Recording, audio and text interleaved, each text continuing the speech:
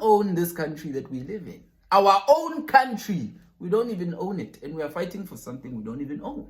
With people who don't even own what we are trying to fight for. Is South Africa a failed state? Has South Africa always been a failed state? 28 years, were they 28 wasted years? That looting. That's how corrupt. Land is not distributed. Wealth is not distributed. Should the motto of South Africa be, we must do better? Should we fight over the scraps for the rest of our lives? Hello everybody, thank you so much for joining me today. My name is Tete Machele, your gap-toothed girl with contagious energies.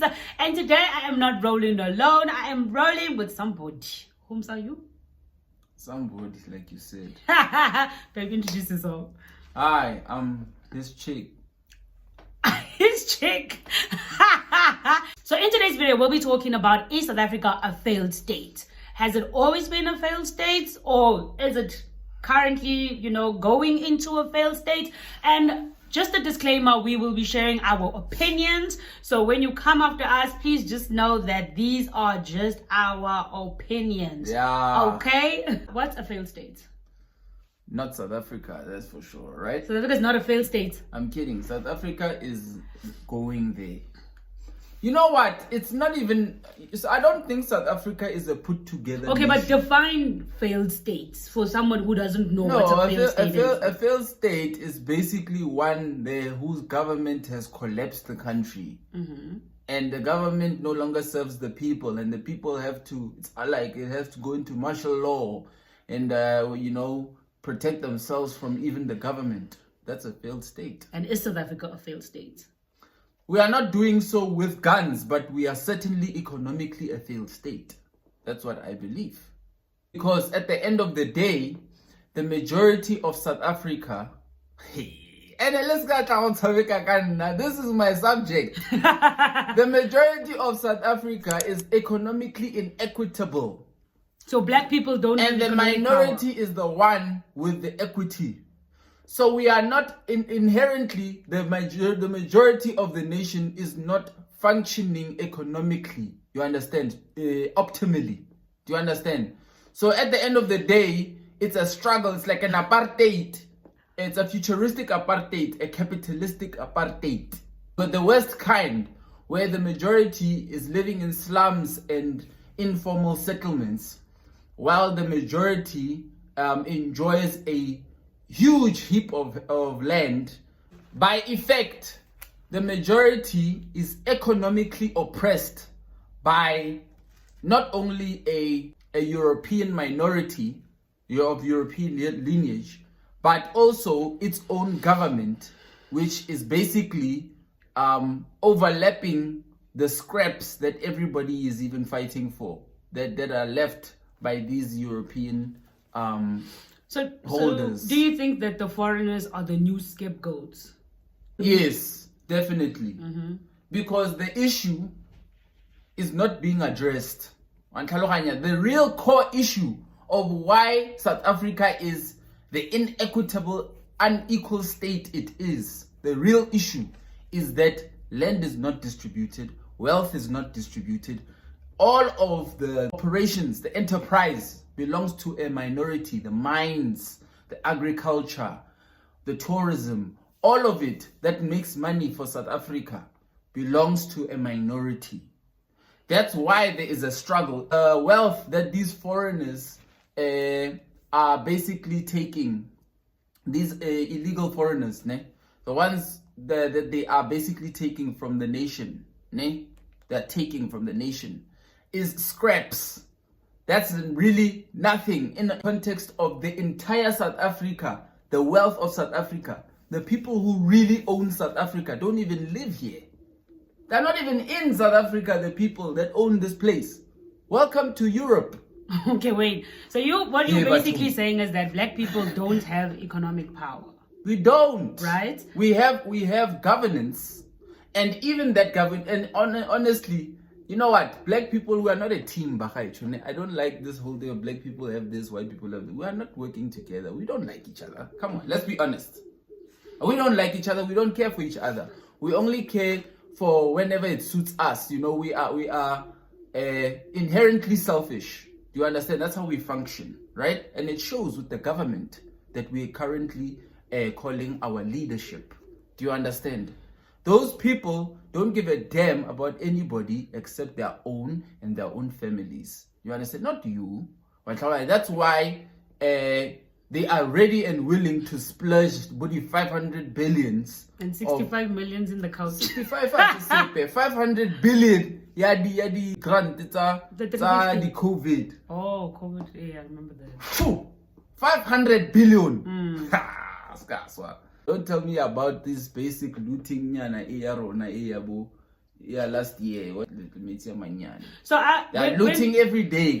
When Jacob Zuma was in power, he was blamed for a lot of evil things, right? And then for me personally, I thought that, hey, you know what, we're gonna get this new president. He's got his own money, and the country will be a better place. There will be so much more that we would see than just hear about it, because it's a different story. When Ramaphosa came. Yes, before when he was everybody was duped. We all thought, hey, you know what? The country is going to, take a different turn. But for now, you're welcoming a business. I remember that narrative. He's moneyed. He won't need to steal from. Well, not to say he's stealing. Not to say he's stealing. I take that back. No, it's straight. No, I don't. It's obvious. No, even if it's obvious, I don't want to put it out there and say. Let's call it's an allegation. Obvious allegation.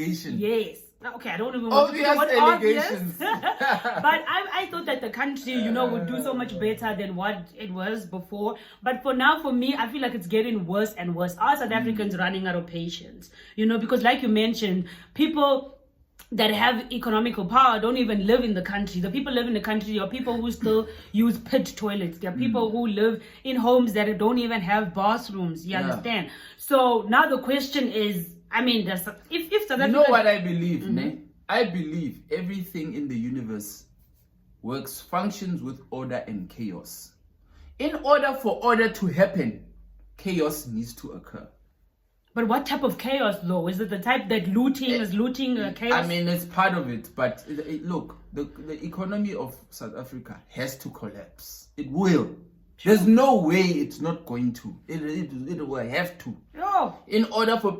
Basically, it can't function the way it's functioning now. Right now. It cannot continue, no matter what. If you live in a nice gated community, let me tell you now, and you think that and you think you are fine, everything's going to just be the same as it is. You're part of the 10% of black people that are actually prospering in this nation. Let me tell you something. It's not going to continue the way it's continuing now. Do you understand? At the end of the day, there needs to be a collapse, a chaos, in order for order to rehab. Things have to be reordered. Land has to be redistributed. Wealth has to be redistributed. Has to be. There's no way it can stay like this. If it remains like this, basically, a lot of people are going to basically keep suffering. You understand? Like, we can't, you who are well off, you can't expect the majority to continue the way it is. So when you start seeing people looting, when you start seeing chaos occurring, you shouldn't be surprised and say, oh, look at these barbarians, People are looting daily as we speak right now. In the highest positions of government. Do you understand? So there is not, and that looting is not reported. It is so systemic. It's so systemic, that looting. You understand? It's so planned that money flows into accounts like rivers.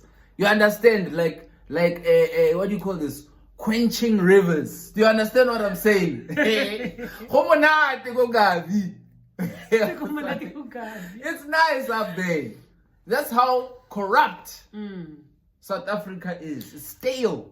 So there's no way it can continue like this. And everything has to come to an end. So my question for you is, do you think that the political party that's ruling right now is the current problem, or it's not just about the political party? No, it's not the political party. It's more than that. Of course, it's more than that.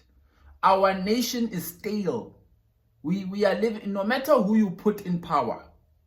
Look, I know a lot of people are politically affiliated, guys. let me be honest with you, my gents, ne? No matter who you put in that office, because of the current inequity of the nation, Ghana, you must understand, the majority of this nation is a lower class. You understand? Not middle. A healthy nation, you can see a nation is healthy by the spread of its middle class. South Africa practically has no middle class in comparison to nations, first world nations. Do you understand? So most of our majority is not contributing to the economy and therefore not getting anything out of the economy. So at the end of the day, our nation cannot continue this way. And no matter who you put into power, for as long as things are this inequitable, this economically inequitable and unequal, there's no way any good leadership can do anything. They will ultimately be corrupt because they themselves have to start looting for themselves.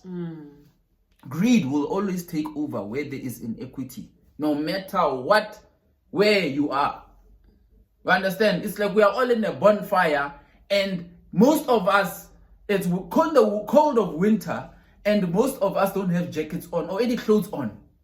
And there's a few people there sitting near the fire who have bomb jackets on and clothing on and expecting everybody to sing along and smile.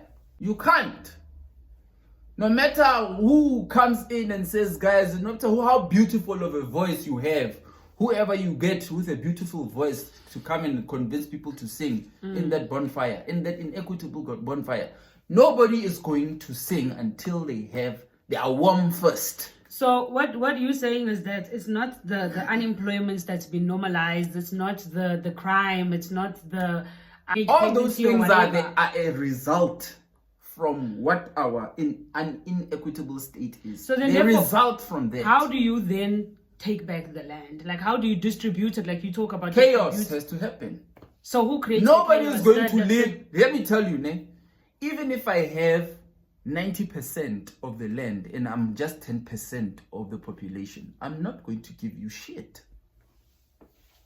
Human greed. Do you know what human greed is? I can be well off. I have a mansion, I have clothing, I have food, shelter. You have nothing. You can come beg at my gate, my remote gate. My fancy remote gate. You can come and beg in that day. I'm not going to give you nothing. Humans are fundamentally greedy. That's what we function on. It's a survival mechanism. If I'm not rich for myself, I'm going to be rich for my next generation and the generations after that. And you can't poor. Say, yeah, your generations will stay poor. Mine will be wealthy. No matter how I don't care. Maybe if I have an ounce of what do you call this? Compassion, I will give you. Just because I have excess. Humans don't give naturally. Humans don't sacrifice for other humans unless they have excess. So and most of them, even when they have excess, they will still be greedy. The neuroscience is popping here.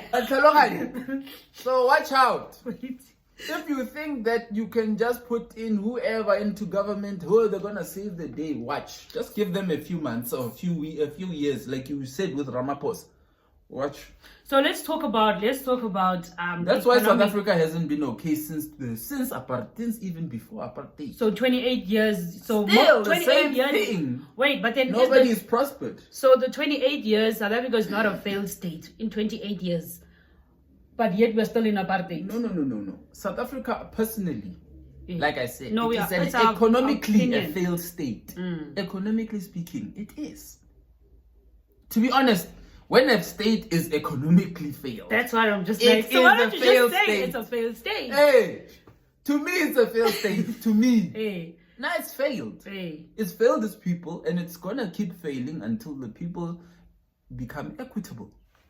People will not be able to function. But do you think that maybe like you said that it's not about who you put in power, right? It's about the whole chaos thing. But do you think that the reason why the political party that's in power now has been on for such a long time is because poor people are doubtful, and also just it's almost like a thank you for getting us out of the worst. Yeah, of course, that too. But I don't think I think that's over. I think what it is right now is. But if it's not over, then why is it? Why is the case? It's just dependable. Like people being dependable on the norms. They've created a norm. When you've been okay. I know. I'm not trying to ruffle any feathers here, ne? I'm just going to make this example because it is the most apt example. When a person has been continuously raped over and over and over, at some point, likely that person remains silent.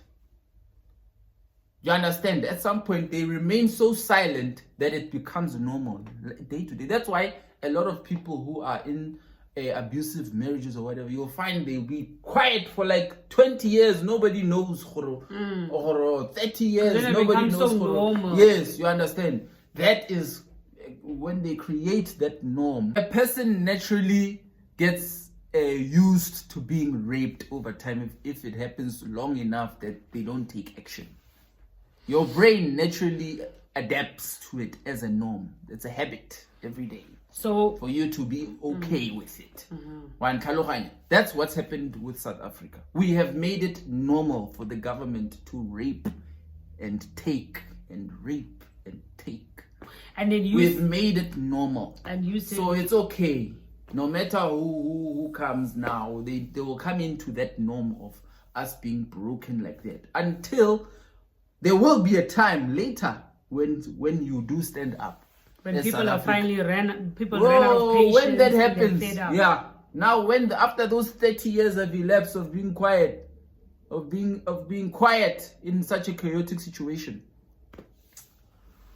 I'm telling you, that eruption. So we probably won't even be here to see that. No, we likely will be. Old and grey. We likely will be. No, not old and grey. So in your opinion, very soon. So in your opinion, look at the inflation of the economy as we speak. People respond to economic fluctuations. Social fluctuations fluctuate with economic fluctuations.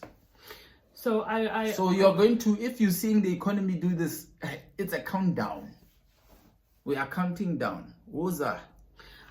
I was watching somewhere where they were encouraging people to start their own businesses and not depend on government, or to even start farming, so that South Africa will stop importing from other countries and just buy strictly made South Africans, because even those products in the shops that are strictly made South Africans are actually not South African products. Right? So do you think that will help with the economy in some, shape or form? I do think it helps. I think what helps, our only hope, economic hope that we have in South Africa is entrepreneurship. But even due to the fact that we are so inequitable and the government of South Africa, is so corrupt systemically, because of all these factors, entrepreneurship cannot flourish the way it should. So there's no hope for anything. So at the end of the day, that's why I'm saying the entrepreneurship is a nice attempt at rescuing the economy, but it's too little too late. 28 years. The economic collapse, the global collapse due to what's happening, everything being collateralized. You understand? All investments being collateralized. National sovereign debt sky high. Money printing sky high. Economies are bound to collapse. And with South Africa, the collapse of South Africa will be heralded with social unrest. Because we can't comfortably take a collapse like America. America that has most of its people are middle class people. It's not the same with us. Most of our people lower class. A collapse, we cannot take it the way America takes a collapse and recovers from a collapse. We can't do that. Our collapse will be terrible, horrible. There will be death. There will be social unrest, and there will be possibly even civil war. That's my opinion of South Africa. You want it? That's the opinion that I have. It's obvious what's going on. In such an inequitable state, there's no way there can't be chaos. So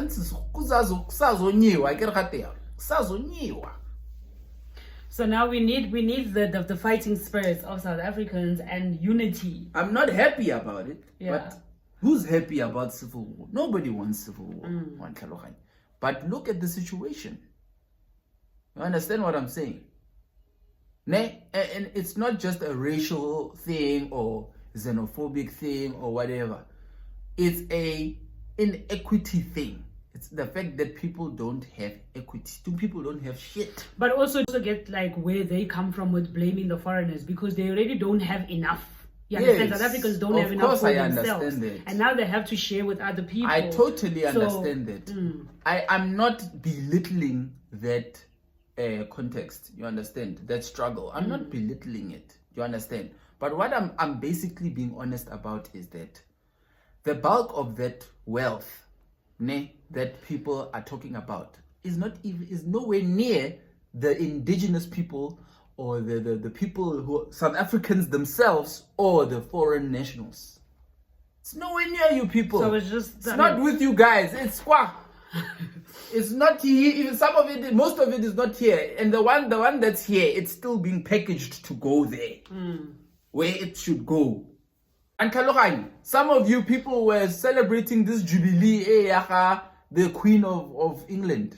You know how many diamonds from Kimberley, mined from Kimberley, that Queen has on her crown? From hands soiled by the blood of South African, slaves that were killing slave masters, that were making South African slaves toil for them, for those diamonds. We don't own this country that we live in. Our own country, we don't even own it. And we are fighting for something we don't even own, with people who don't even own what we are trying to fight for. But then you see, I think the saddest part is the fact that South Africans are, don't own, opinions. I'm just gonna put it out there, opinions, right? So South Africans, or you feel that South Africans don't even own the country, right? So this country that is not owned by South Africans, where South Africans feel as if they are at the bottom, of the food chain. Now there are other people coming from their own countries that they also don't own, that join this food chain. And now the people at the bottom of the food chain are feeling like, hey, bruh, now I have to share the little I get with you. And sometimes I feel as if you are above. That's the problem, ne? That's where the problem comes. So now what should we do, ne? Should we fight over the scraps for the rest of our lives until our kids also fight for scraps? Do we teach our kids to also just fight for scraps? That's the question. When are we going to teach our kids to start looking at the actual cake instead of the little pieces that the wealthy minorities have just sprinkled away? I think also maybe it's the fear of actually being a failed state, in a point where they don't want to be like a Congo or like a Zimbabwe. They still want to hold that standard that it has, because South Africa is like the America of Africa. Who says that? Just because we have different races of people, more different variations of races, that's all it is. That's all. It doesn't make us America. We are not living healthy here. You know what I'm saying? A lot of us. South African way, or is the no way? We don't live off the land. You understand? Most of the land isn't even owned by us. If they extract us for our labor. If they gave you 1 minute or 30 seconds to be on television and to advise black people on the whole failed state thing, what would you say? For 30 seconds. Oh, okay. What I would say is this. Yes, but again, this thing is a problem. But legal what? Illegal foreigners are a problem. Yes, what do you call this? We have a problem in our government. Do you understand? Ne? But all of it flows from really the fact that South Africa is inequitable. All of it. If you have to trace back every single problem of this nation, is that basically that people, it is such a inequitably unequal state that all of these things are set to happen. Corruption thrives in any way where there is inequity. It thrives. Hate thrives. Racial hate thrives. Xenophobia thrives, or whatever. And obviously, I'm not saying, for instance, things like Bo Operation Dudula is xenophobic. No. Of course, it means well. But at the end of the day, like any other political party that means well, you can't control every single aspect of that operation. There are people within Operation Dudula that genuinely have a hate for foreigners. All of them. Legal, legal or illegal. And unfortunately, all of it stems from the fact that we don't even own the country that we live in. Our country. We don't own it. And until we do, they will keep, chaos will keep happening the way it is. And more chaos needs to happen for order to come. Reality. All right, you heard it here first. Hala at Lenyora Science. Hala at your boy TikTok Lenyora Science. One word, Lenyora Science. One word. You don't even tell them what's your name. Uskaz, don't worry about my name. Hala at Lenyora Science TikTok. All right. Itada. So, let's have a conversation in the comment section below. What are some of the things that we mentioned in this video that you agree with, that you don't agree with? Do you also feel that South Africa is a failed state or is becoming a failed state? Do you think that 28 years have been wasted, or there's so much better that could have happened, or there are things that we can pinpoint to say, no, but this, we've achieved certain things in these 28 years and we shouldn't only look at the negative, we should also look at some positive, So yeah, just let have a conversation in the comment section below. Don't forget, I'm Tite Machele, your gap tooth girl with the contagious energies. And I'll see you guys in my next video. Boom.